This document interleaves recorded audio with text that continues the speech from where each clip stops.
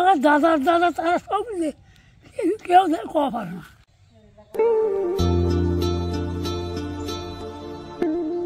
বটবৃক্ষ তীব্র রোদ থেকে বাঁচার একটি স্থান বটবৃক্ষ। এই বটবৃক্ষের ছায়াতলে মানুষ কতই না শান্তি খুঁজে পায়। আসসালামু আলাইকুম দর্শক, কেমন আছেন সবাই? আজ একটি বৃক্ষের কথা বলবো, যেটি প্রায় 3 থেকে 400 বছর আগের একটি গাছ।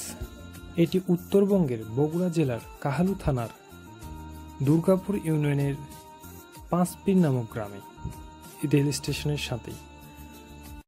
এই গাছের শিবাটা দেখতে পাচ্ছেন দর্শক, মোটামুটি অনেক বড়, প্রায় 300-400 বছর আগের গাছ।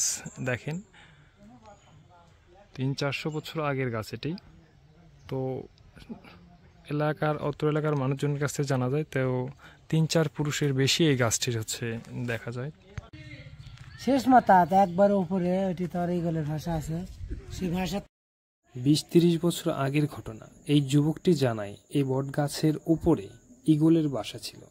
কতই না টিয়া পাখি অত্র এলাকার মাঝে চলাচল করত।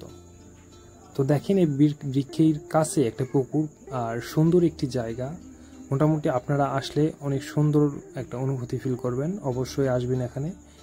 তো দর্শক, এই বট গাছটি আমার জানা মতে আমার ছোট থেকে আমি এই অবস্থায় দেখতেছি। তো এখানে লতা যেগুলো আছে, যে লতা যে দেখতে পাচ্ছেন, এইগুলো অনেক বড় লম্বা হয়ে থাকে। এখান থেকেই আরেকটি নতুন গাছ গজায়।